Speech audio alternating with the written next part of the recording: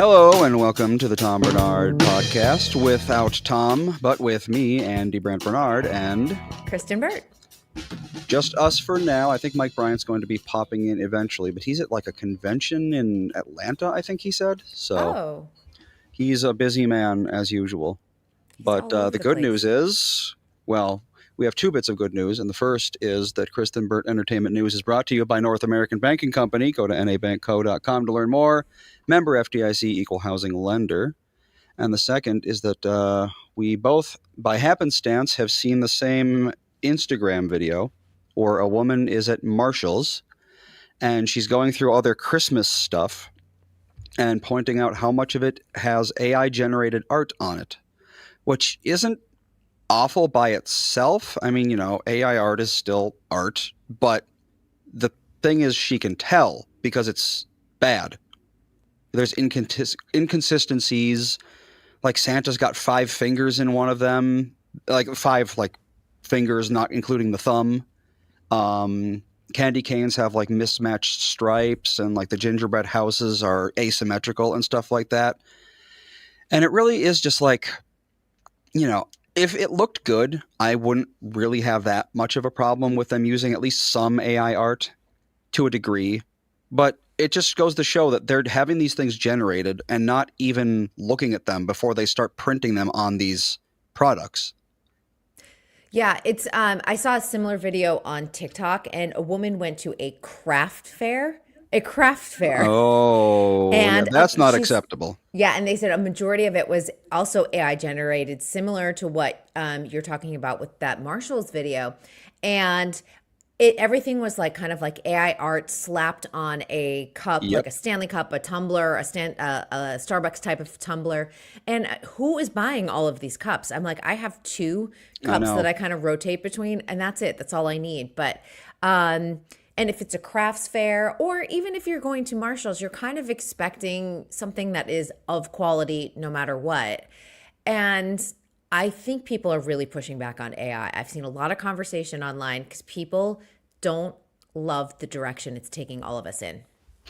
Well, no, I mean, people are just making these things. They're doing the prompt, and then ChatGPT will make something, and then they'll just put them up there without looking at them. And that's the real problem. I mean, at a craft fair, you shouldn't use AI at all because it's a craft fair. You're not crafting anything if you're just having AI do it for you. Right. Like, I'm expecting a woodworking type of ornament and someone crocheting something. I'm not expecting AI slop on a cup. But I mean, like if you're buying a $5 cookie tin from Marshall's, it's like, what are you expecting really? But at the very minimum, you should expect it to look good. I'm not expecting like an artisanal, like someone hand painted every single tin or anything like that. But someone at the factory or whatever should have looked at this thing and been like, oh, our gingerbread house has the door 2/3 off to the side and everything is askew because of that. Maybe we should try again. Yeah, it's kind of crazy. And I think that's why there's like a big push. A lot of people are going to thrift shops now to look for their Christmas ornaments if they need decor, because you're getting great quality of something that you're not seeing. Even if you went and bought something at Target, a new ornament, it's just not the same quality of what our grandparents had or our great-grandparents. And, when I was cleaning up my grandmother's house, one of the first things I went to grab was all of the Christmas items that I could. Oh, yeah. Because they're beautiful instead of this just like little plastic whatever. So it really does make a difference. I know. We took out our Halloween stuff this year, and we immediately had to throw a few things away because they just didn't work. And then there was a few things that it's like, toddlers break things. That's to be expected. But like the things that got broken were things that you wouldn't think would be breakable. Like we have these like shiny metallic pumpkin decorations. And I was like, oh, okay, they're metal, so a kid can't break this. But it turns out it was just like a metal film over a plastic shell. Oh. Yeah, and he like slammed one down on the table and it just shattered right away. And if it was wood or metal, it would not have done that. Or if it was just, even if it was solid plastic. But no, it was just like, it was a hollow plastic shell. And that's how everything is now. And every other day I'm complaining to Melissa about how something in our house broke because there was like a 1 millimeter plastic tab holding the entire thing together. And if you jostle it just right, that tab breaks and the entire thing falls apart and you cannot fix that. Yeah, it's crazy. Even if you get, we have like an older washing machine at our house, and we had to have our dryer repaired, which was like brand new, of course, on the newer Mm-hmm. side. And the repairman was like, "Don't get rid of that washer. Don't do it. Yeah. Don't do it." He's like, "Just keep on repairing it until it like falls off the face of the earth," because he said they don't make them like they used to. No, we had to get a new door for our washing machine because the door just like broke off one day. Like the the plastic part, the clear plastic that lets you like see into it, it's separated from the actual door. And like I snapped it back together and everything, but I was like, do I trust this? Right. With Considering it water. has to be watertight. And I was like, no, we're just gonna get a whole new door. And it was not cheap, but that's like I said, little pplastic tabs. Yep, all the time, and it's so frustrating. You're like, why does everything have to be made with plastic? We were doing fine with glass, and I get it. I get why all of a sudden the manufacturers were like, let's put all of the water and the soda and the juice in plastic bottles because it's lighter to ship. But Yep. at the same time, obviously we all know the health issues with all of this. The environmental issues with all of this, and everyone is just kind of like craving to go back 20, 25 years in time. Mm-hmm. I know, it's too bad. It And really Rolf in is. the chat says, same with autos. Autos, are you European? I don't think I don't think I've ever heard an American call cars autos before. Autos, vehicles. Vehicles, Yeah. cars, Yeah, the trucks. pushback on cars is interesting too, just because now everything is a subscription. And it's so I funny know, watching that's people getting going, very weird. yeah, like the remote key start, and you're like, I need a subscription Yeah, for that. And to use my CarPlay, I need a subscription for that. And it's at a certain point, you're like, I'm fine just using my iPhone. I can just yeah, plug in my iPhone into the USB and, that's what I do. Yeah. yep, I no don't need point. any of that built-in stuff. It seems unnecessary to me. Yeah, there's no point. I think my favorite one was the you can get a subscription to increase, I think, the maximum RPM of a BMW, I believe it was. So, like, if you put your pedal to the metal, it would only go so fast unless you subscribe to like the turbo boost package or whatever. That's insane. I mean, I live in Los Angeles, so I'm lucky if I'm driving 17 miles per Well, yeah, hour it's on not the like I'm going to freeway. be, yeah, I'm not going to be going 120 miles an hour pretty much ever in my life anyway, but it is just like the idea of having to pay to have your engine do what it can do is just very strange to me. Yeah, Benson said hack that car, and I'm like, people are going to be jailbreaking their Yep. cars and every subscription at this point because I think that's the most frustrating thing. And we talk about this a lot during my entertainment segments in terms of how expensive a lot of the streaming services have become. And that's why I said, I'm like, I'm literally going to try and make a list for everyone for those Black Friday deals so that you can go and get the least expensive option this year. But the fact that every single thing is a subscription to listen to your music. Now Yep. it's your car. I'm not even thinking of other things, but sometimes things are so absurd when Heated it comes seats. to heated seats. But Yep. even outside of like automotive and entertainment, you're like, why is everything a subscription? I don't want that. Because it generates monthly income. That's Yep. why. It's And a they can get cash away with grab. it because people will do it. Yep. I mean, it's like, it's like even things like we use Adobe products for the show, mainly Audition and Premiere, which is the audio and video editor respectively. And you can't buy those. They're all subscription. If you want to use Audition, you have to pay monthly to use it. There's no option to just like buy the product and have it forever. And they haven't had an option like that for probably 10 years. It's like Microsoft Office Suite. Yep, I you feel like can't they're pay the for that ones that anymore. pioneered that, and like everyone was like, okay. Yeah. Yeah, even everything's a software as a service. Everything is a subscription. I mean, for a while there, I was just using very outdated versions of things because it's like, well, I paid for Office in 2010 or whatever, and I mean, might as well use it. But eventually, things just get so out of date that you can't use them You anymore. can't use it yet, and they won't let you. And you're like, wait, I need to use. For me, like I use Microsoft Word and Microsoft Excel quite a bit. So it's being able Yep. to open those would be And not use them would be a detriment to my work. So you do have to have that yearly subscription. And sure, it's an office expense. It's fine. But at the same time, you're like, really? I don't Yeah. own any aspect of this. I mean, we use Google Docs and Sheets respectively for that purpose, and I don't know, they seem to work fine and they're free, or relatively free, depending on how you look at it. So I don't even know why people still need to use Word and Excel. It's still used a lot in journalism. So you're It is, but it's like expected. I think the Google versions, and there's also I'm sure you've heard of like OpenOffice and LibreOffice and that sort of thing.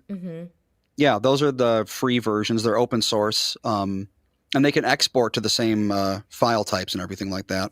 But you And a have to lot of people remember, are, these are all owned by corporations. So they don't yeah, want to that's the thing. A defer from the corporation's not norm. going to do that. Yeah. Not ever. Google Docs is still used. Google Docs is used a lot in journalism for, keeping track of projects and things like that. But for sure, Microsoft Word is still the gold standard. Yeah, yeah. Unfortunately, I think I have to imagine people will move away from it because, like, how much is a 365 or whatever? It's Office 365, right? That's what it's called. Yeah, I think so. And I think it's like, I want to say between $69 and $79 a year. Is that per employee or how many people can use it? I don't know. I have my own individual account. So Yeah, so I mean, there you go. It's yeah, $70 a year individually. If you got 10,000 employees, I mean, that's an insane amount of money. yeah, it is an So insane it's amount of money. $700,000 a year that you're paying for Microsoft Office. And I just feel like people are going to eventually be like, huh, we don't really need to pay this, do we? I would think so at certain points, but it's like it's still, old habits die hard. I always think Yeah. like when I was working in an office as an editor, they were like, okay, here's your laptop, and it was like it was a PC, and I was like, we don't use that because this was such a corporate structure. I was like the entertainment editor of a very corporate structure, and I'm like, can I get an Apple? Like, we just don't use PCs. And hmm eventually, I was able to get an Apple because just the functionality of what I needed was not available on the PC. So, Well, no, all your accounts are. That's the other thing is everything is like every manufacturer has their own constellation of accounts and stuff, and it makes it very, very difficult to switch yep, because like we have just like a cheap little iMac. I think we paid like $400 for it or something. And the only real reason we have it is because back when I was still doing app development, you can only compile an iPhone app on an Apple product. So you literally need to have like an iMac or what are they called? The laptops? yep, MacBook, right? MacBook, yep, MacBook Yes. Pro, Yeah, MacBook you need to have Air. a MacBook or something like that, or else you just literally cannot do it. So we set that up. And it is like the amount of things, like we have an iPad, and if you want to unlock your iPad and you need to do the two factor, a lot of it is like, oh, we'll send the two factor to your Apple devices. And I'm like, I don't have any Apple devices on me right now. So what can I do? And sometimes there's nothing you can do. I would have to like go to my computer and get the two factor code. Oh, that's annoying. Yep.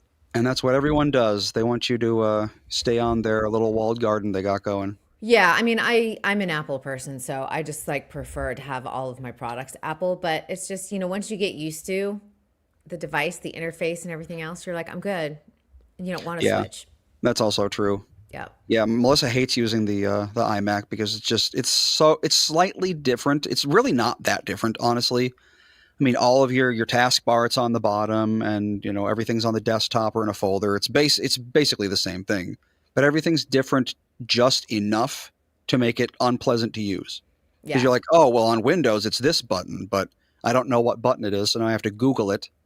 And oh, okay, it's this button. That's not a big deal. But okay, now I have to do another thing. What button is this? And it's just people don't want to deal with that. No, you don't. And when I go into KPBS, when we go into their studio and we're doing radio segments, it is I have 2 monitors. I've got a keyboard. I've got a mouse. And again, it's a PC. And I just sit there, and the whole time I'm like, it just takes me a solid like 30 minutes just for my body to get like used to everything and get everything situated where I need to, because I'm so used to working. I have a MacBook Air, and I just use like the little trackpad. I don't use a mouse. I don't use monitors. I'm so used to like moving freely, and even just getting the monitors to the right level. It is like the first 30 minutes we're on air, I'm like, I am just trying to get like into my rhythm of what this looks like. Well, even just getting a new keyboard. Like, I'm sure you've experienced, you get a new keyboard, and for the first like 3 days, you're just like constantly making typos because the keys are like 1/10 of an inch across, like different than your previous keyboard, and all that muscle memory goes away. Yeah. I don't even like the feeling of like those big fat keyboards like that are on computers. You're like, it feels so big because I'm so used to a flat surface too with my laptop. It's just really funny. Yeah. Yep. It is interesting how you got like, I mean, you really only have the two kind of ecosystems. You got Apple and then you got PC, which, I mean, PC is an extremely outdated term, but that's what people still say, or Yeah. at least it's what people still said back during the I'm a Mac and I'm a PC commercials, which is Yeah. the era I'm stuck in forever. Yeah. I used to have a Dell, and then I switched to Apple, and then I was like, oh, I like this better. And then pretty much here in Los Angeles in the entertainment industry, it's solely an Apple world. So Yep. Charlie says, here's a tidbit for Kristyn. Death metal singer wins Miss... Oh, it scrolled off here. Miss Chili World, I'm sure. Yes, Yeah. that's right.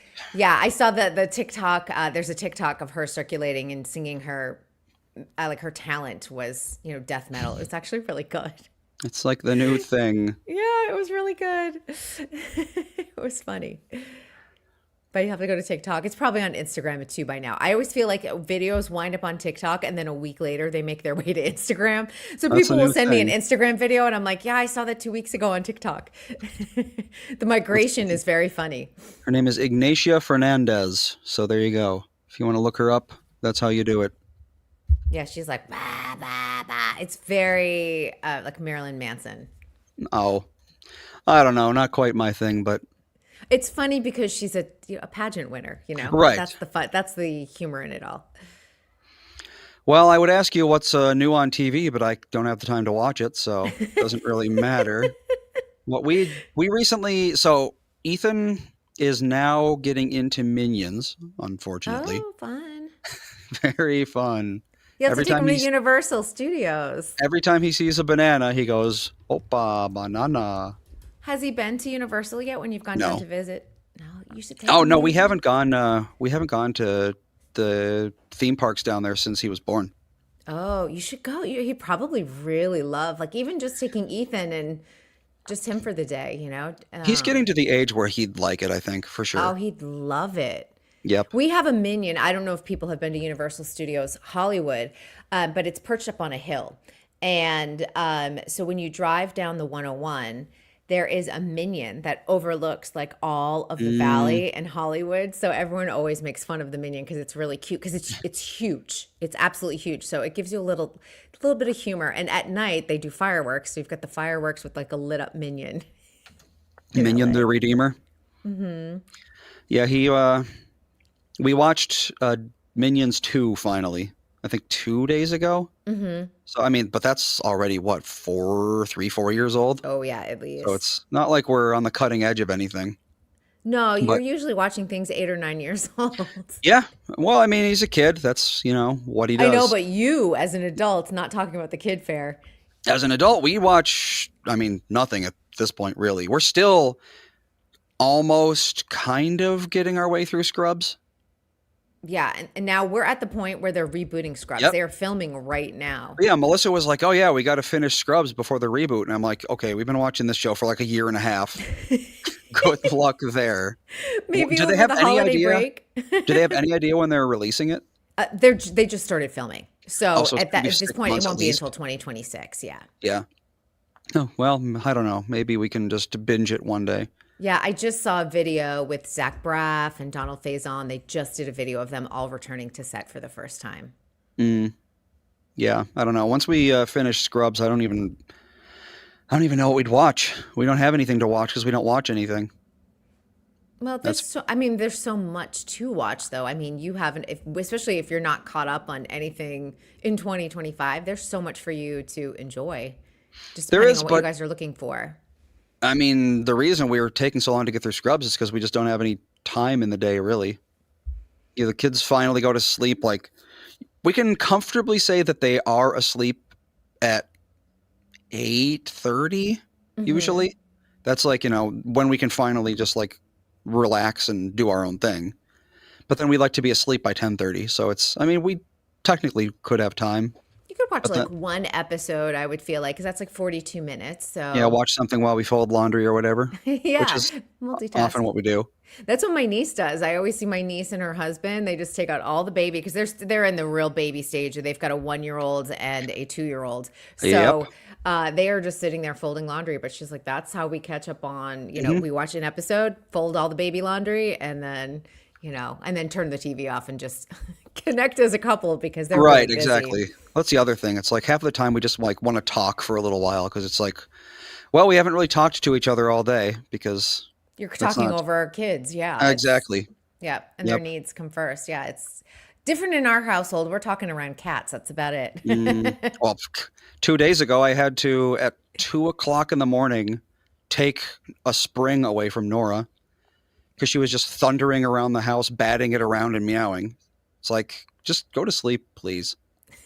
Cats are they're so funny. Like my we have one cat that is super nocturnal and he will come up and tap you on the face and he wants to be snuggled. But you're Hmm. like, it's 2 in the morning. So, and then if you don't do it, he will then chase your feet. And then if he doesn't chase, if the feet thing doesn't work, he will then it's like a roly poly. He like rolls around like a dog, but it moves the bed around so much that you just totally wake up and you're like, oh my gosh. Yep, that's how Nora is some nights Yeah. too. Yeah. And The other one wants to sleep through the whole night, does not want to be woken up. you wake up at like 5, right? I So, do. Yeah. I get up at so 5. yeah, you can't have a cat doing that at 2 o'clock in the morning. No, that is like my deep REM sleep. Yep, So I exactly. was do not disturb me at 2 a.m. And Bill's more, he stays up a lot later. So sometimes I'm like, if you're staying up late tonight, take Linus because I can't handle it otherwise. Bad kitties. They're cute though. I've never not had a cat. The only time I've ever not had a cat was when I was in my dorm. And aside from that, I've had a cat with me my entire life. I just can't even imagine not having one around. Yeah, same. There's a lot of colleges that now allow you to bring a pet. Isn't that interesting? Huh. In certain you can bring a cat, sometimes you can bring a dog, a service dog obviously, but there are some colleges that are allowing pets in dorms because they find that it keeps college students, like mental health wise, it just keeps their Yeah. spirits up. More Yeah, homey, I suppose. it is. And I was like, oh my God, if I could have brought my childhood cat to college, I would have been so happy. Hmm. I was only in my dorm for I think one or two semesters. I don't even remember. It's been a million years. But other than that, I shared a house with some people, and I had Hobbs in that house.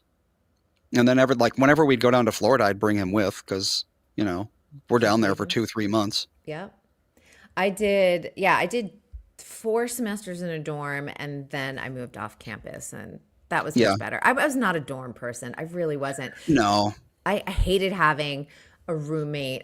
My second year I didn't have a roommate. We was more of a suite and everyone had their own individual bedroom. Yeah, But that's what I did for my semester. the fact that they like cram you in this tiny little room and they're like, here's a stranger, they're now your Yeah. roommate is And really my sister weird. had some stories about her dorm mates, and I was like, oh, it sounds really fun. But I didn't go to St. Thomas until like 2 years in.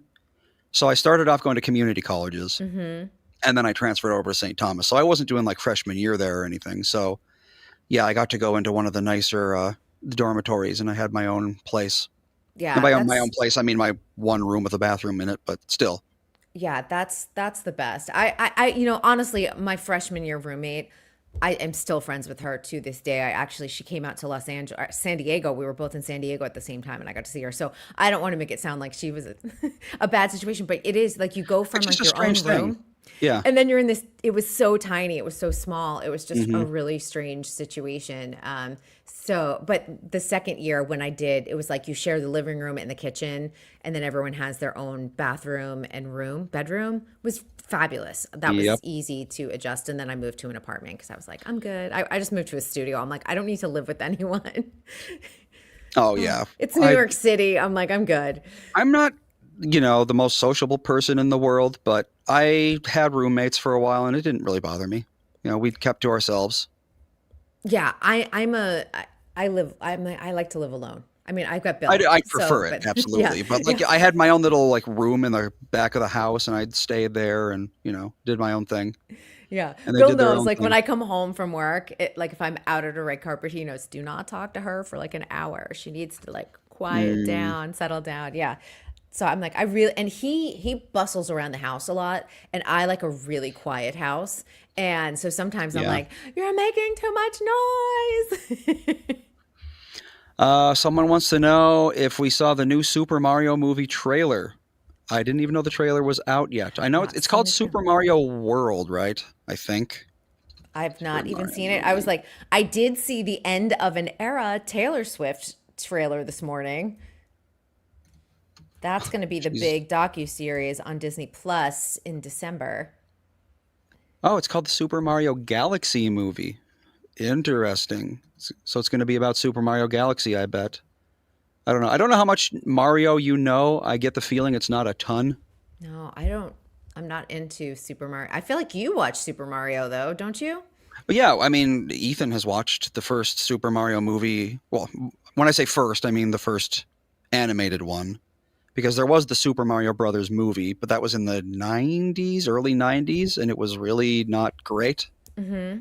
But then you got this, the animated one, and he's watched that one so many times. He's very into Mario. Um, and now they're making a sequel, the Super Mario Galaxy movie, which Super Mario Galaxy was a game for the Wii, and it's like you go into space and all sorts of planets and stuff. So that could be interesting. But then to your point, so is everyone on Earth getting a documentary about them at this point? Pretty much. I mean, It seems like the thing now is everyone's got their biopic.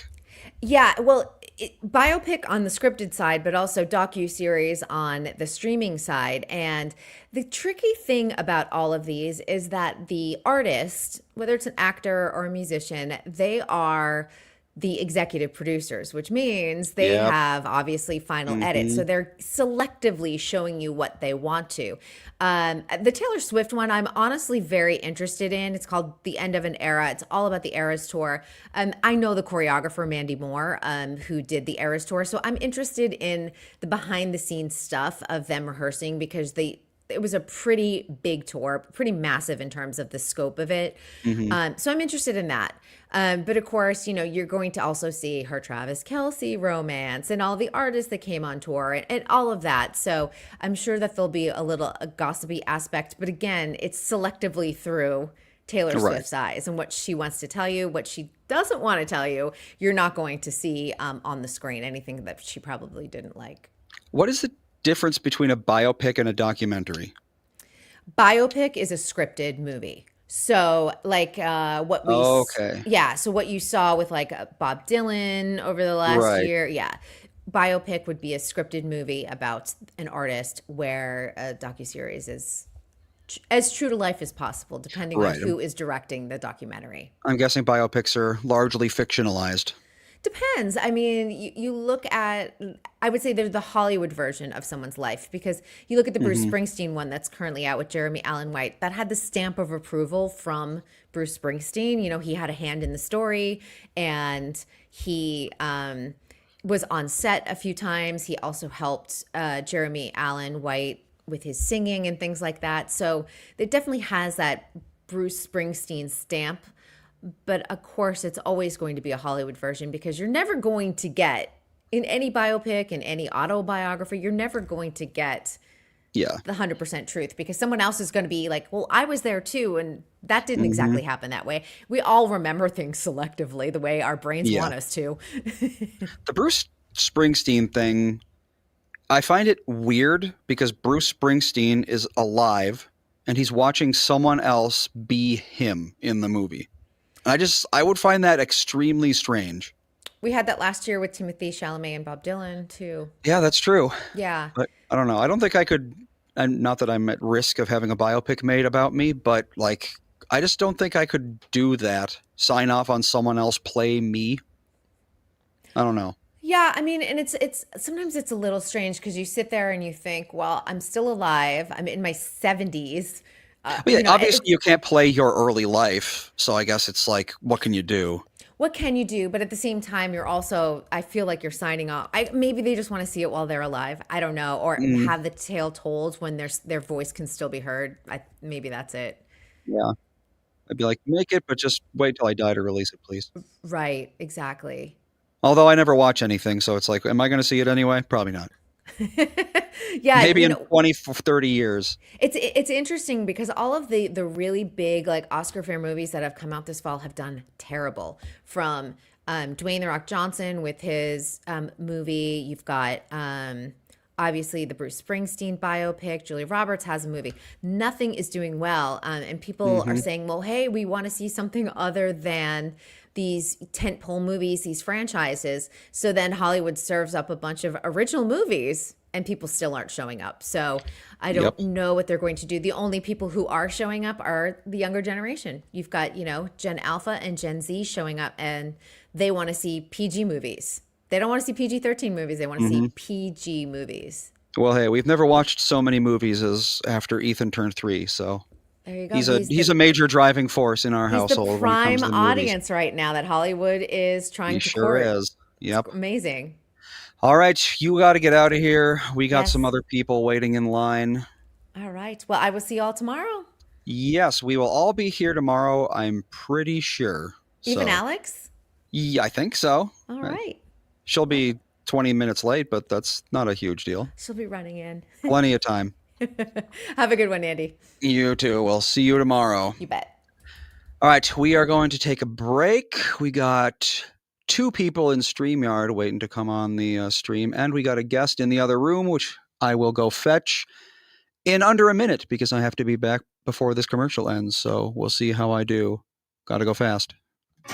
From Bradshaw and Bryant, Michael Bryant. What's up, Pally? Oh, not much. Doing my usual thing of telling people they shouldn't be texting and driving. In Minnesota, you can't have your phone in your hands. You can use, hands-free, but you can't have your phone in your hands for whatever reason. And that's why they made the law the way they did, so that police officers could see a phone in your hand and you got no excuse for why you got it there. Do people know that that's the law? I hope so. I mean, they used to follow it, and then kind of COVID kind of made people forget. And now it's like a freewheeling world out there with cell phones. Let's say you get pulled over because you do have a phone in your hand and you're not watching where you're going. You got to be in pretty big trouble then, I would guess. Well, the first one's not as bad. It's the multiple ones, the problem. And once people start stacking them up, then they have a big problem. And then what we're doing in car accidents is we've started bringing motions for punitive damages, because I'm trying to use the civil law any way we can to stop this, because it needs to stop. Whenever I'd had any problems in my life, who was that I called again? It was like an MB, something like that. Bradshaw and Bryant. Let me tell you about Tom's Bank, North American banking company. Online and mobile banking are important for everyone these days. You might think that a community bank would have versions of these that were last updated in 2012, but North American Banking Company has the same online and mobile banking tools as the national banks. They're easy and convenient to use. While he can do a lot of his banking online, there are times when he just needs to speak to a person and not a chat bot like at some of the other banks. The employees are super friendly and knowledgeable. They know Tom and are always ready to help. Visit nabankco.com to learn more. Member FDIC, equal housing lender.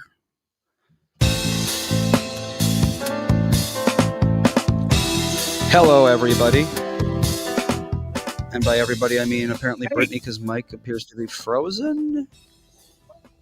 Mike, we can't see you. Hello. I'm here. Oh, you can't see me? He is. Where is that? Your office, Mike? How we doing? Good. Is that your office, Mike? No, I'm in Atlanta at a convention. Oh, I'm like, it's so beautiful. Yes, your internet is not great, Mike. There's a huge delay. Is there any way you can get on like Wi-Fi or anything? Let's see if I can. Yeah, see if I can do that. I'll come right back in. Okay, perfect. Well, while he's doing that, we can introduce our guest with us today. Hello, guest. Hello. I got your number from Jimmy Francis. Yeah. And he said you are with an organization. What is your organization called? Braver Angels. Braver Angels. We are a national nonprofit trying to get conservatives and liberals in the same room to have a civil conversation. Well, it's too bad Tom's not here because he'd be all about that. Yeah. He's not. He doesn't like the far left or the far right. Here, I can say all the things that he says. It'll be like he was never gone. Yeah. Okay, so and what was your name? I'm so sorry. Kraig with a K. Kraig, and you're with what? One more time. What was the name of it? Braver Angels. Braver Angels. And so you want to get conversations started around what topics? Any topic. So just any sort of a civil conversation for a change. What's the thing is like there literally are no conversations happening at all. I mean, if you could get Democrats and Republicans to talk about like their favorite pizza joint, that would be an improvement over what we've got going right now. Well, like the weather. Hey, nice weather right now, huh? A little brisk. We're trying. We're succeeding. We're finding that when we get them together, that they do actually agree on far more than they think they do. I don't doubt it. So, like, I'm so enthralled, Kraig, because I just don't get the concept, and I'm not like great at politics. So, literally, you are somebody who holds space, or like, what do you just do? This you organize the meetings. Like, tell me what a day in the life of Braver Angels. Well, we have a ton of different programs. We actually have over 60 of them. This Saturday, we're having an in-person workshop specifically around family and politics to get people ready for Thanksgiving. It's 9 a.m. in Eagan, if anyone's interested in that. But we have Zoom meetings. We have book clubs. We have clubs for veterans. We have clubs for working class people. You name it, we have it. There's all different kinds of programs. But the overall goal is to try to depolarize America. Yeah. Try to get us out of this mess that we're in every day. The reason that Charlie Kirk was assassinated and the reason Melissa Hortman was assassinated and these extremes that we lead to, we're trying to pull back from that. Yeah, and Minnesota of all places could use some depolarization pretty hardcore. Yeah. And so, like, what deems success in your guys' eyes? Wow, that's a really great question because we're struggling. We have 60,000 members nationwide and over 100 different chapters. We actually have like 6 chapters right here in Minnesota. But, we're up against an electorate of 350 million people. So really the ultimate goal is to return to a position of civility, to return to a position where we can have normal policy conversations like at least I remember us having in our youth. Hello. So the Can you goal hear me really this is to time? depolarize America. We can hear you. You just had a huge delay. Is that better? Yeah. Okay. I think so. For some reason, I can't hear you. I don't know why. You can't hear us. No one's ever told me that. Andy, I'm going to go out and come back in. Okay. Well then. Well, hey, at least Is he always popping in and out? I'm just like, is that part of the show? I'm not. Yeah. This is a bit we do to confuse guests. It's like whack-a-mole. It's our vibe. Mm-hmm. Yeah, he's in Atlanta right now, and it's all different. Okay. All right. Can you hear us this time? I can hear you. I can hear you. I can see Brittany, and I have no idea who the guest is. He would be Kraig from Braver Angels, and we were just talking about. So Hi, Kraig. What you do is you get conservatives and liberals together to have conversations about basically anything you can get them to talk about. Yeah, the goal is not to miserable. It kind of does. The goal is not to change everybody's mind. That's sort of against the rules. Sure. The goal is to humanize the other side and realize just how much you have in common. Mm-hmm. And the bubbles that we sit in that tell you how much you don't have in common with the other side has been lying to you this whole time. Yeah, sure. Absolutely. So Kraig, and normally, when your guys' events, then it's you guys don't talk politics then. No, we talk politics all the time. It's all we talk for the most part. We do have occasional non-political meetings, but we do hot topics. We don't shy away from the difficult ones. We get into it. Yeah. Well, it is interesting. I've seen studies where they will ask a liberal what conservatives believe and vice versa. And it is very rare that one side, their belief of what the other side believes is anywhere close to reality. Yeah. And that's a big part of the problem is like you have these people thinking like, oh, well, they're on the other side. So they must think setting puppies on fire is fun because that's just like what I've been told. Yeah. But Andy, based on whose reality though, like I can see how if you just find someone and they're like, I don't agree with you on how I believe, that would be their reality. I mean, is there a neutral reality out there that says, oh no, this is what each side believes really? Well, I'm talking about like the average, like, so you'd ask a liberal what the average conservative believes. Like we polled 100 conservatives, almost like Family Feud. We polled 100 conservatives, you know, on this, and you know, what did they say? What is the craziest place they made whoopee? Yeah, exactly. Just like on Family Feud, the number one answer is always penis. But after that, it gets into more deep. Isn't it wild how casual they'll throw something up on there where you're like, what? I don't feel like that. Am I having sex wrong? Is always what Family Feud makes me feel like. Because it's like, what are you doing? It's always very interesting. But yeah, it is like the number one step in order to get people to talk and treat each other as human beings is to get them out of their fabricated reality that they live in and into actual reality, where you're talking to a person with beliefs and opinions, not like this monster that has been created. Absolutely. Well, that's kind of like why I thought maybe you guys would lean away from politics, because there are some things that are just like hard lines in my life, but like I can have those people in my life. I'm fine with them having differing viewpoints, but like we're not going to talk about it. Like that, and that is like, I'm such a good compartmentalizer. It's like, we can have those. I'm not going to sit and debate you in them. We're not debating. That's not what we're doing. We do have debates on occasion. They're very formal debates with a Mr. Chair, you know, Mr. Chair, blah, blah, blah, all that fun stuff. But that's not really what we're debating. What we're doing is having a discussion to realize that you have more in common with the other side than you do, and that the other person is a human being and should be respected for their values and opinions.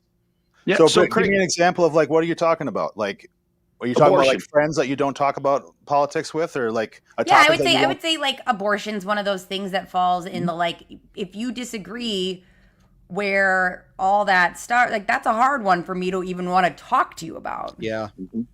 Well, no one's forcing you to talk about anything, too. You know, you certainly have the right to not engage in politics at all or any particular topic. You can. Well, thank you for giving me that permission. Of course, Kraig. What are you talking about? Well, I'm saying when you go to a Braver Angels meeting, you know. Oh, yeah. Well, I would assume that nobody's like, you better have a freaking. Yeah. It's like Fight Club. It's like Fight Club. Yeah, it's exactly like Fight Club. You have to once you step into the ring. Yeah, but once you're having that conversation, you know, you probably have some things in common with your friends that agree the opposite of you.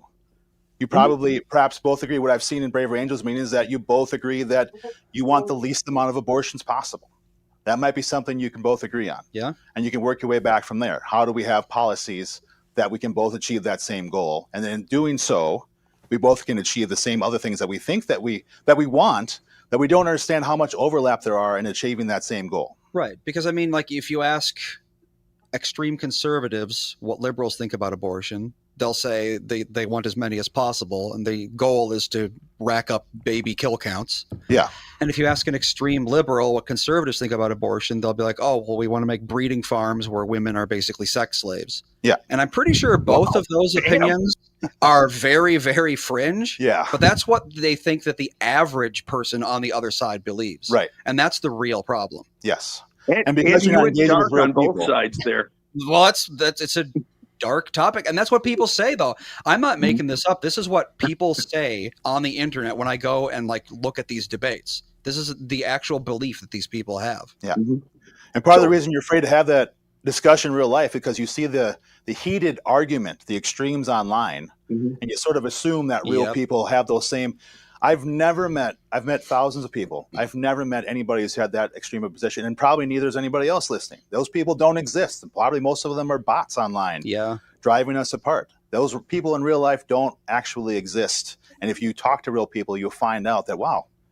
You weren't in the military, I could tell. Yeah.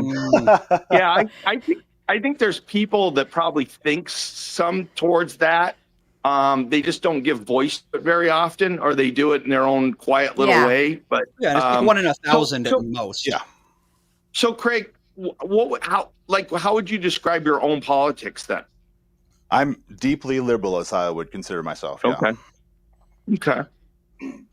But all of my friends are conservatives. Okay. So that's one of the reasons I was drawn to this organization, is that you know, we are the best of friends. We've been friends for 30 years, And I would say, and I'm also in construction, so most of the people I work with every day are conservative. Yep. Yeah. But that's not our whole life. That's not what we talk about. We talk about girls and cars and everything else in between, making jokes and ripping on each other. You know, I wouldn't fit in at all then. Girls and cars. Yeah.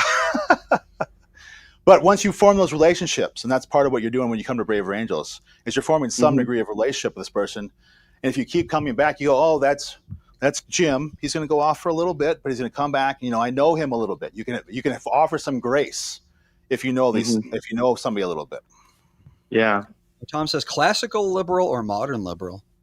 I don't know the difference. Yeah, I don't either. To be honest. Yeah. Interesting. So how often does this group meet, or what's the, like, do they meet at certain places? They have a little clubhouse? How do you do it? Yeah, sort of. I mean, we have here in Minnesota, we have 6 different chapters. Every single state across the union has at least one chapter. So we have in-person meetings. We also have a lot of Zoom stuff. You know, if people almost any given night, there's something happening on Zoom. If you want to get into a meeting about a hot topic, like abortion or something like that, or if you just want to get in and try to work on depolarizing yourself. A lot of the workshops we have, some of them are working about depolarizing yourself and how you think about the other side and how you frame things in your mind before you even start having that discussion. Kraig, are you the youngest in your family? Oh. No. What's your birth order? I'm the oldest. Why? What are you assuming? I'm not assuming anything. And what's You're assuming guess what my sign is next. Can you guess my sign? I was going to say Taurus. Leo. No. Taurus is always the best. Wrong. Always wrong. I don't know. So are you thinking that I'm the peacemaker? No, you have... She's writing something down. I know. It's interesting. It's intriguing. I don't know. Like, it's intriguing to me that you're like, oh, I love going on these, and I love being in these debates. And I'm like, that's awesome. And I see what you're doing, and your club and your nonprofit seems amazing in so many ways. But that does not seem like a good time to me. What about that does not? Is it like because it's an uncomfortable space? Oh no, I obviously have no problem being uncomfortable. I feel like after I think that's obvious. I just like, if I had free time, I don't think I would want to find, like, I can find common ground by talking about Real Housewives. I can find common ground talking about my kid. And so I don't know why I'd want to go to a place of like, let's talk about the most controversial things with somebody I know that we're not going to agree with. Well, that's actually part of the problem we're having, is trying to get people to get off the couch and stop watching Netflix, to get in a little more uncomfortable space so that we can preserve our union. You know, it's easy to sit on the couch and watch Netflix. Well, it's not. I have a 3-year-old. I get like 20 minutes a day to watch TV. Well, it used to be easy to sit on the couch and watch. That's the problem we have. Yeah, with one of the problems we have in our demographics are young parents. And I remember. Oh my God, I love that you called me a young parent. And parent of young kids, maybe. Oh, okay, that's offensive. How dare you? I'm a teen mom. Of younger children. Sure. So we talked about having daycare at our in-person meetings, but we also have online self-driven classes that if you really wanted to do it, if you wanted to figure out how you are polarized yourself, or you want to have better conversations with other people, you can do those on your own time. But the goal really is to, try to get us out of this mess that we're in. And do you run into problems when you say things like to preserve our union, to get us out of this mess? That presumes that, I'm assuming there's another side that thinks everything's friggin' great. I love shutting down the government. I love what we're doing with tariffs, that they just think it's a great world right now. Absolutely. So do they participate? Well, yeah, absolutely. Yes. And people that when Barack Obama was president thought it was the greatest thing in the world.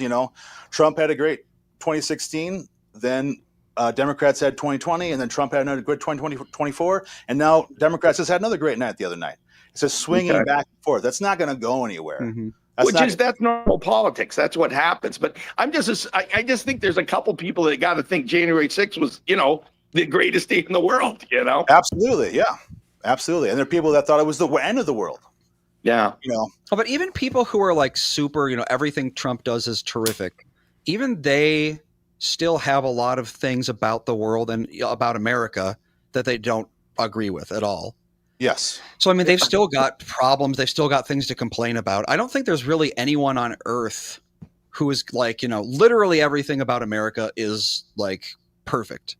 let's just keep doing this. Because there's always going to be something that you have an idea. It's like, maybe you like really love everything Trump's doing, but you don't believe in the tariffs, or, you don't believe in the immigration thing, or, maybe you think we need universal health care, because everyone's got something that they want. Yes. Otherwise they would, be Buddha. Yeah. Nobody's a monolith. Everyone's a little bit different. Everyone, that's the other thing too, is we find is that, I'm a staunchly conservative, but like what you just said, my daughter happened to wake up with multiple myeloma one day, and we are financially destitute because of the bills that we have to pay. And then that's something that they go, I would like to talk about universal health care. Everyone has their own life experiences. So not everyone's 100% anything, well, at least most people. There are 10% on both sides that follow the line no matter what. Yep. But they're not our demographic. So. Or not even anything quite as controversial as universal health care, because in America that's a fairly controversial topic. But just like healthcare is expensive, that's something that almost everyone can agree with. Not everyone agrees with why or how to fix it. Yes. But it's something we all agree on, and we can start a conversation that way. It's like, why is it expensive? But we can't have that conversation because everyone's on their teams. Yep.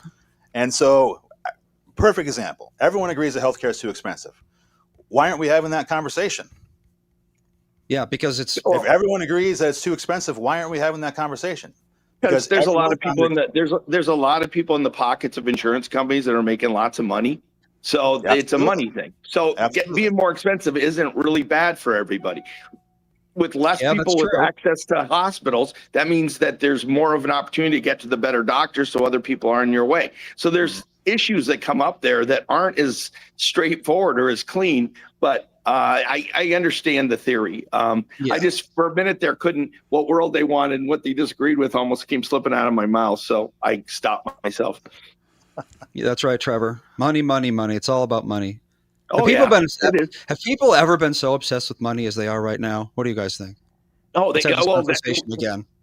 I think people always have been, from going back to, the first 3 pebbles that somebody needed to collect back in the old days. Oh, my pebbles. Yeah. You can have 1. I can have 2. I always love what Pesci said in Goodfellas. It was dollars, always the dollars, It's always, I can't believe we have billionaires in my lifetime. That's so crazy.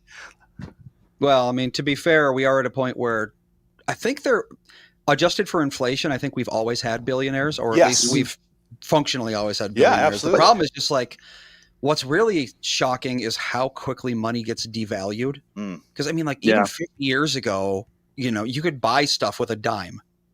And now what is a dime? It's something that you're like, get this out of my pockets. It's weighing me down. I don't want this anymore. Yeah. And we're getting rid of pennies. Apparently the penny is gone now. Yeah, that was great. So that's a perfect example of something I really enjoy that Trump did. Yeah. I wanted the penny to go away for a long time. Yep. Although I have to say, did you guys watch the video of the last penny being made? No, I heard it was minted like a couple days ago, right? Yeah, it was. I did get a little nostalgic behind it. I was like, you know what? Yeah. I did want this to go away. It was a waste of money, but I'm like, but that's a perfect example of like, I don't think everything Trump does is wrong. So let's get together and have that conversation. Yeah. But even on the penny, though, the roundup, by not being able to charge that penny, and now you got at a minimum charge 5 cents. It's incredible. Like that one banker who made all that money just with rounding up what penny difference there was on the interest. So it again is an economic thing. So all the people are cheering for a penny are actually paying 4 more cents to get rid of that penny. Well, up to 4 cents per transaction. Yeah, 4 cents maximum per transaction. Correct. But they could also how be many paying transactions do you make each day?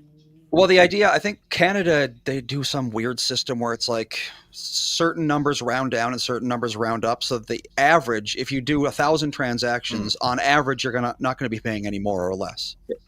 Who do you think is going to round down? Well, I think they're required by law to in Canada. Yeah. And I think they're going to have to make that happen in America because no one's going to round down voluntarily. Yeah, but how easy it is to set a price, then you'd be a round up vibe. Like you're setting the price as as somebody who's until we annex Canada, it won't matter. For some things, like things that you buy piecemeal, sure. Like, you buy a Netflix subscription, they're going to put it at, the roundup price. But like at grocery stores, the way people assume it works is you round everything you buy individually, but it just rounds at the end. So at the very most, you're going to be paying 4 cents more per trip to the grocery store, which for the average person is literally nothing. Yeah, but there's so many trips. It is going to be something because there are so many. It's not a one-time transaction. It's so many trips that happen like that. So I don't know. I think there's a reason for the penny, but that's my mindset. See, I'm an extremist. I think we should get rid of everything under the quarter. Under the Everything up to 25 cents. That's coming from somebody who's got more dollars. That's crazy. I have not looking high on that hill, brah, looking down at us. Holy. This is like the people talking about, like, why is everyone so obsessed with money? I'm like, it's probably because you got it. That's why you feel great about it, doll. Well, I also think that people should just stop buying everything and live peasant lives. Like yeah, well, say that to your setup you got there, Andy. Yeah. Mm-hmm. I actually stole all of this. Cool. Okay. I love that. And his kids never want anything, I would assume. Well, you can thank their grandparents for that.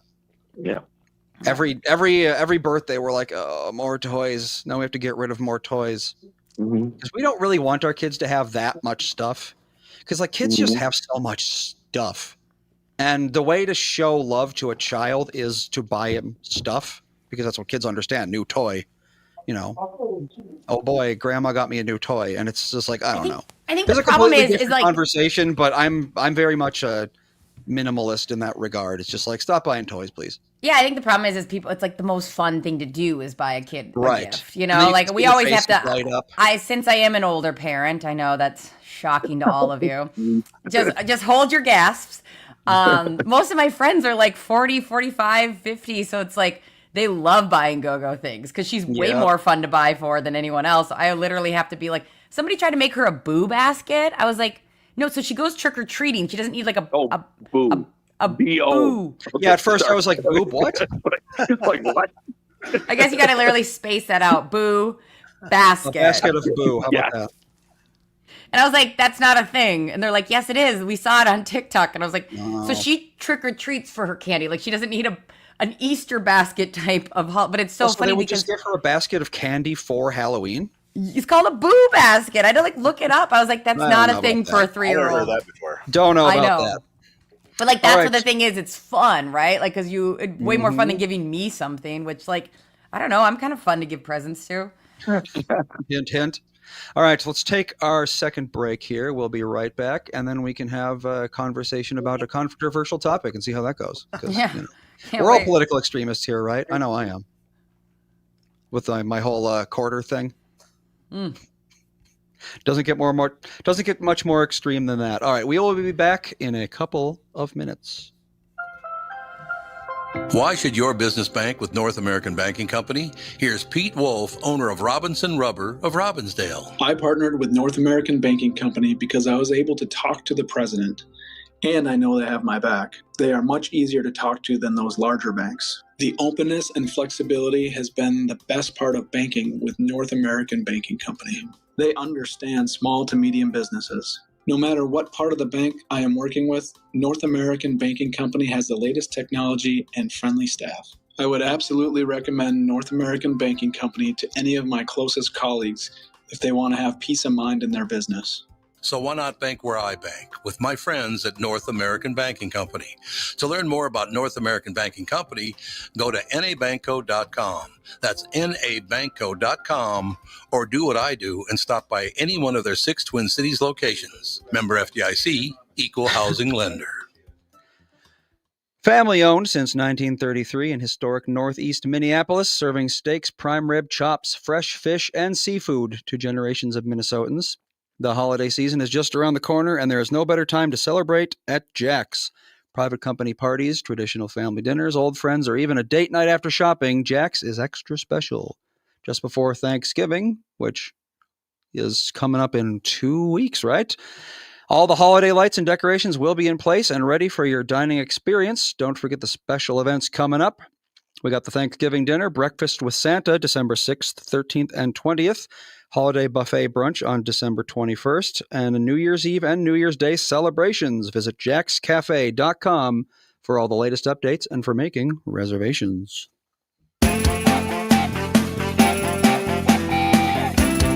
we return.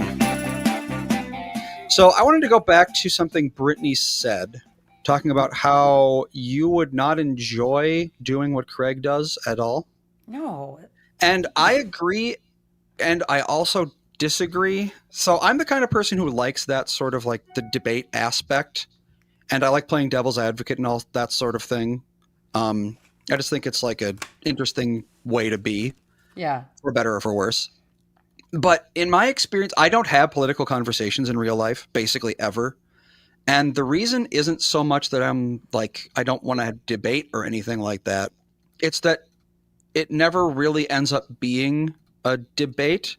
It's one person will say something and the other person will get upset and start like sputtering and fuming and that sort of thing. And then it's about like both sides start trying to like rile each other up. And then maybe a third party's trying to calm them down, but they can't because they're just so mad. And it's like, how often does that happen when you have these conversations? Kraig. Well, I got to tell you a lot. I am not a great example because, like I said, all my friends are conservatives. So we do dust it up, but it's also a relationship where, you know, you punch each other and then you go have a beer. So, but what I see in Braver Angels is if you're approaching it, it's supposed to be approaching from a level of curiosity. So if someone has an idea that's different from yours, you're not trying to change their mind. You're trying to understand how they came to those values and opinions so you can better understand how they got there so you can value them as a human being and then value their opinions and not dismiss them. So if someone has a different opinion than you, it's so easy to dismiss them, to not engage. So that's what people are doing, is that I don't want to engage. I don't want to get into that. But that's how we end up where we are now. It doesn't always have to be the hottest topics either. Like our last meeting was about the national debt. So I don't know if anybody has any opinions about that. It's very big. Yeah. So I don't think about it because it gives me existential dread. I know, it's like $31 trillion. Like, I don't want to think about that. You can't even like comprehend that number of dollars. Yeah. That's part of the problem. It's beyond human reckoning at this point. And it's like, I agree. It's like, what am I going to do about it? $31 trillion? I don't know. Yeah. So when you get into these heated debates with people, which is what we don't do at Braver Angels, it doesn't feel good. So you don't want to go back there again. You retreat. You don't want to talk about it. You stop talking to that friend, or you have a rule with somebody in your family, like, let's just not go there anymore, which is great. You've preserved your mental health. That's wonderful. But it's still adding to the decay all around us. So how do you stop these conversations from getting to that point over at Braver Angels? Well, we have rules, so we do have some rules, but the first rule basically is the First Amendment. You're allowed to say whatever you want. And the second rule is you can do as long as you do that in a respectful way. And I haven't found anybody that's had the most controversial opinion who couldn't say it respectfully. So a lot of times when you get into these bad situations in life that make you not want to have these conversations, someone's got a tone, someone has an agenda, someone's trying to change your mind.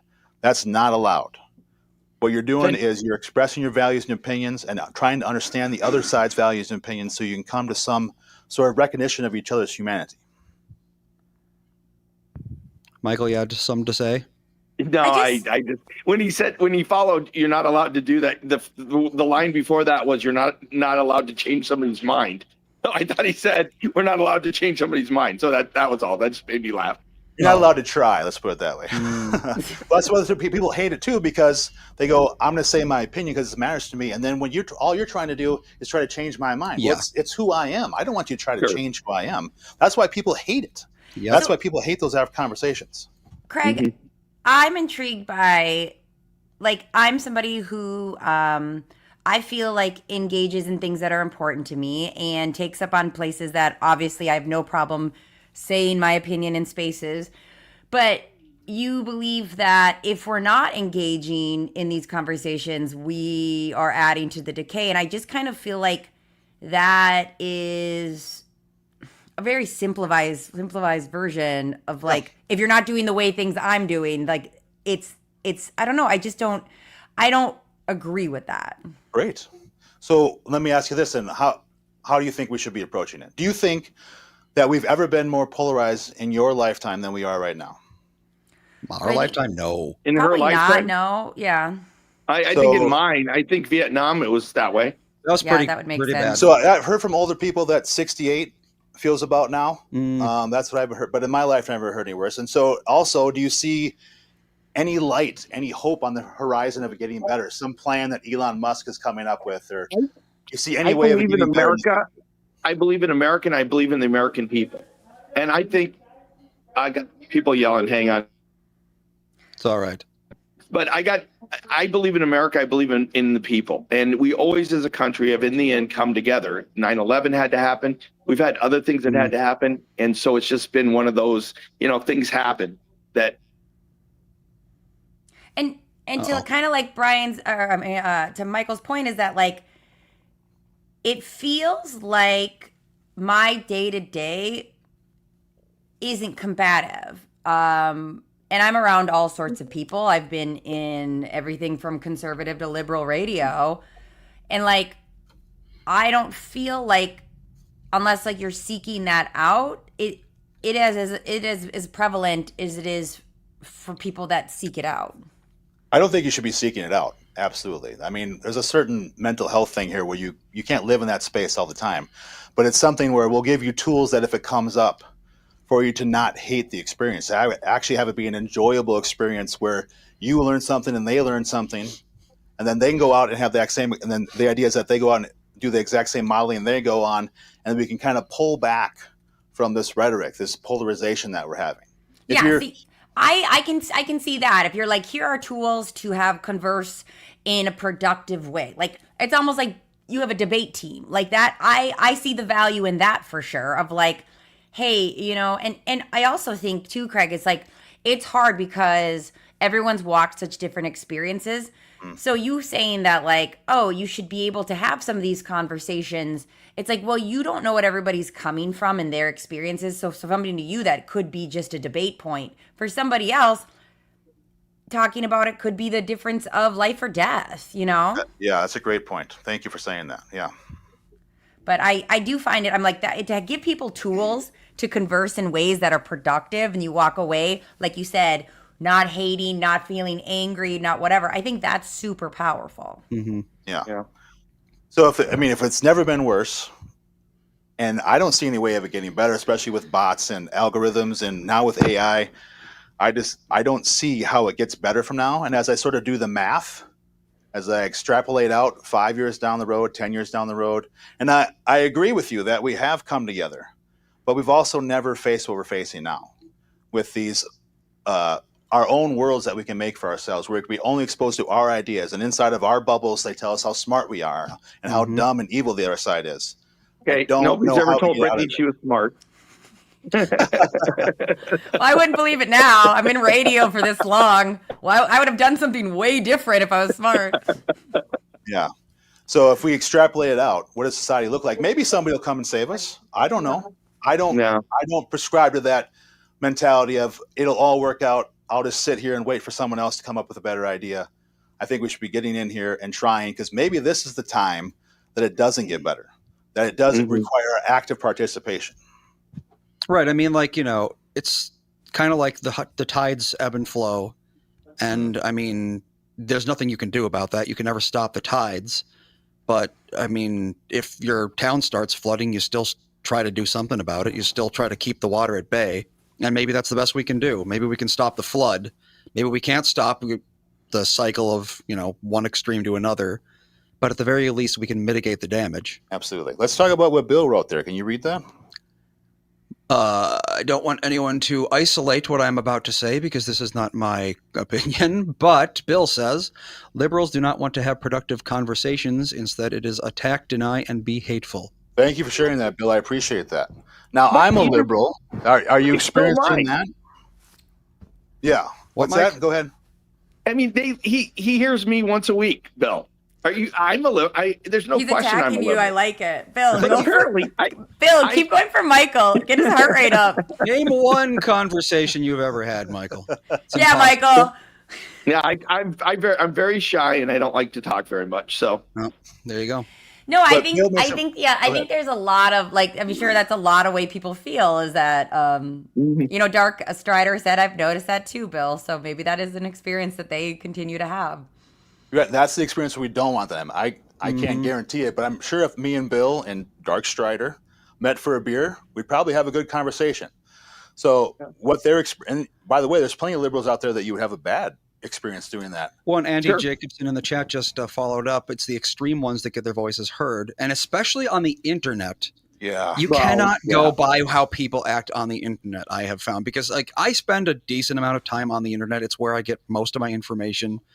And I have to, you know, really vet a lot of it. And I understand that because that's how the internet works. But when I seek out conversations that people are having on the internet.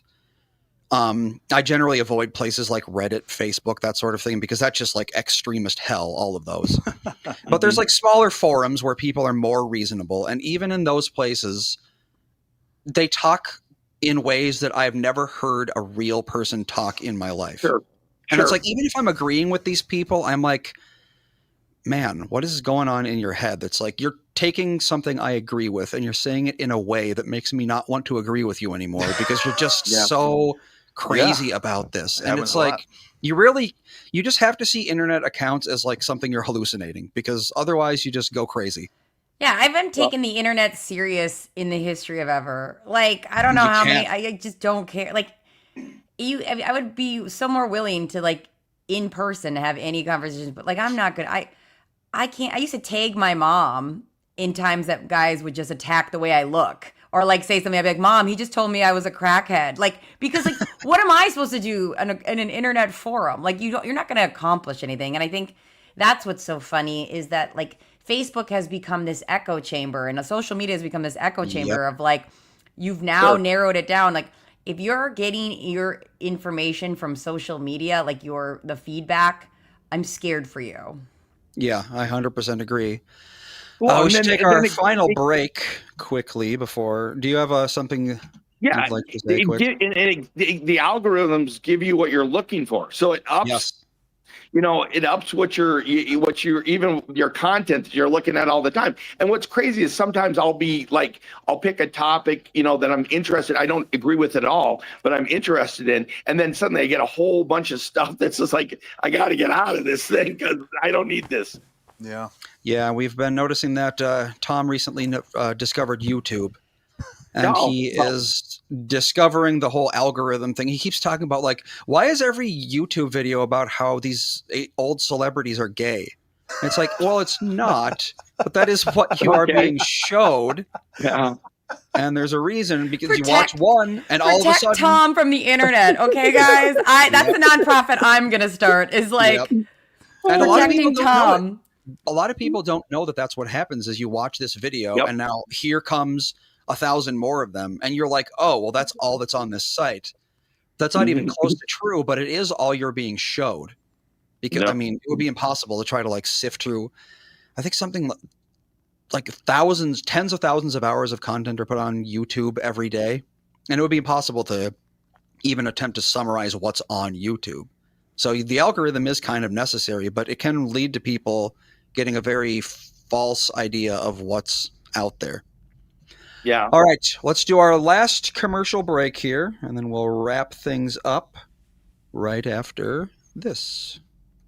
Bryant, Michael Bryant. Michael, what's up? Dealing with another case where a person gave a statement to the adjuster because they thought the person was really friendly. Is that a good idea? Well, the problem is they know the law when they call you up. And while you're trying to be fair and you're trying to get help, the reality is there are questions you get asked that the way you answer them make a big difference. And people put themselves in trouble. And when they aren't in trouble, they didn't do anything wrong, but suddenly the adjuster's got a statement that can blow up their case completely. What has caused people to be so untrustworthy, I guess is the best way I could put it? They take advantage. Well, insurance companies have hired adjusters whose job it is to deal with unrepresented people. So they're supposed to kind of lure them in, call them every day, see how they're doing. And people are like, oh, I'm doing pretty good. Where the reality is they've kind of adjusted to their problem that they've got going on. So it's not that they're completely better, but the way they say it gets to be a problem. And that's why having somebody who can explain your rights, represent you, make sure that you understand the law before you give a statement can make a big difference in your case. Michael Bryant, Bradshaw and Bryant.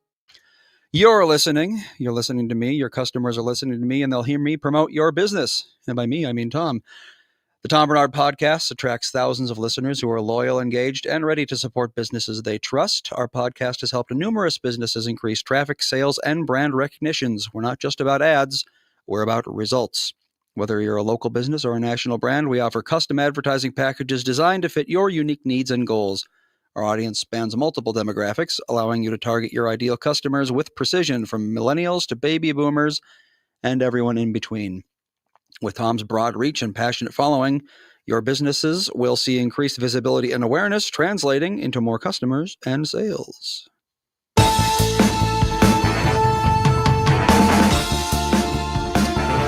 We're back, and we're not debating, because debating makes you unhappy and everyone freaks out. That's the moral of the story right now, right? I think. Yeah, for sure. I thought that was someone talking. I was like, who's talking on our show now? Michael's special guest, random lobby person. Random walker by. I'm in a convention with like 800 lawyers, so I doubt anybody's talking right now. Are you when are you home? Yeah, for real. I'm going to be home. Well, let's see. I fly to Virginia Beach tomorrow to see my mom and my brother. And then I fly to New York on Monday night. And then I'll be back on Tuesday morning. Jeez. That's so wild. Couldn't do it. Yeah. Well, you're so chill about it. It's fun. You know, it's given me a great opportunity to see a lot of really cool people. I saw a speaker this morning that was so friggin' good. It was unbelievable how good he was. And he was like a rapper on MTV, whatever show used to be Hollywood, whatever used to put on MTV. He was incredible. I mean, just listening to him, it was really fun. It's been a great convention. I saw a guy yesterday with no arms and no legs that moved around the stage like he was a baby or like a little bear, and it was the coolest guy. That was cool. I saw Little John last night in concert. He came in for us last night. Yeah. Oh my God, Michael Bryant's living my best life. So yeah, it was a great time. Yeah, so this is a really good convention. So, and people like your garden behind you.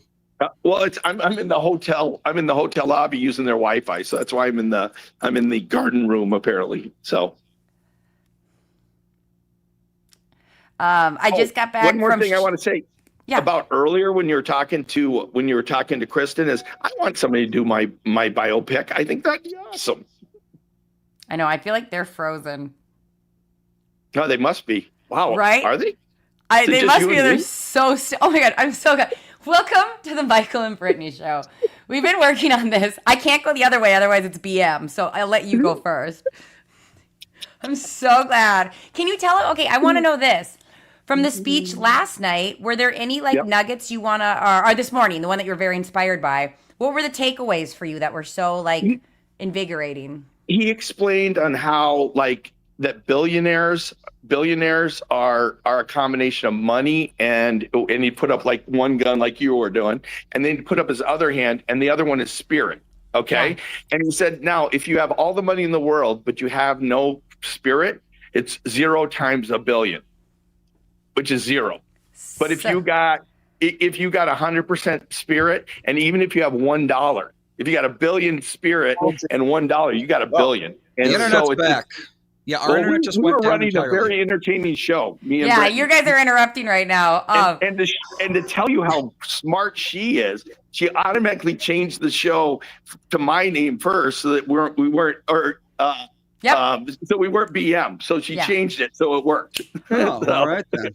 So we're the Michael Brittany show, the MB show. Yeah, so it's interesting. We're gonna have 2 different shows. We're gonna have the upload on YouTube is going to be your guys' segment when we went down, and on the recording, it's going to be what Kraig and I were talking about when the show went down. Oh my God, alternate universes! Yeah, we got alternate universes going. We'll see who gets more fans. Very Marvel. I was just talking about with Kraig about he is Kraig with Braver Angels. You got a workshop. When did you say? November 15th, this Saturday in Eagan at 9 a.m. If you Google Braver Angels events or Braver Angels Minnesota events, you'll be able to find it through there. Like I mentioned before, we have a ton of programs, so it's going to be a long list under the events. But if you just go to November 15th, we'll be right there near the top. So. Okay, Kraig, why the title? It feels like somebody died. Braver Angels? Yeah, at first I thought, I was like... I'm so happy you brought that up because I hate the name. I'm so glad. It makes me like you. Because I was like, Braver Angels, it just feels like... Interesting name. It's terrible branding. But when they first started in 2016, it was Better Angels. which is after what Lincoln said about trying to get to our Oh, better okay, angels. yeah. And then another organization another nonprofit already had that, so they had to change it. And they changed to Braver Angels. I wasn't there for the meeting, so I talked to the CEO about rebranding. But we're also, I don't know, it's a tough thing because we've been around for 10 years. And we have 60,000 members, but not enough people know about us. So maybe now is the time to rebrand. It's the time to rebrand, because when I hear that name, it doesn't stick with me at all. I'm like, it makes me think that, like, I'm so confused. When you kept saying the nonprofit, I finally ended up like looking it up and being like, is that really what he's saying? Braver Angels? Oh my God. It's even worse than I thought. So we've had, over the past about month, we've had 2 different organizations who, like, they support families of veterans who died. Yeah. And when Jimmy said I got some guy from Braver Angels, I was like, another one? Yeah. Because that's what it sounds like. It sounds like, the Braver Angels. These are veterans who went and died. It's a major problem. But, I'm taking ideas, Brittany. If you have any better names, I'll bring them to the CEO. Ooh. I mean, hey, our podcast is rebranded about 17 times. So, there you go. I know all about that. How to disagree? Yeah. Or how about like something that's like, oh my God, like the polarizing polar or something cute like that. Oh my God, I'm so good at naming things. I've named so many foster dogs. So like, let me think on it. I'm so good at naming things. Yeah. All right. I think that's going to do it for today's show. So Tom and Catherine will be back tomorrow, and we'll do a proper family show. They'll be in studio and everything for once. They won't be in warmer weather. Well, it's going to be nice.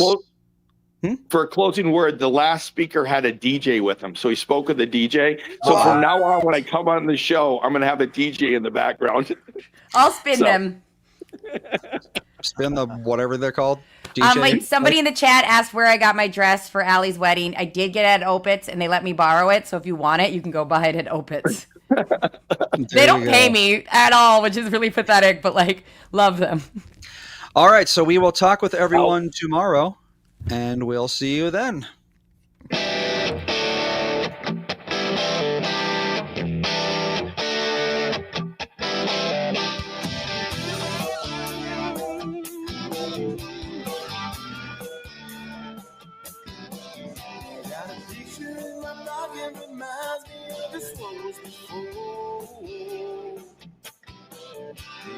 time I get to see it reminds me how you talking my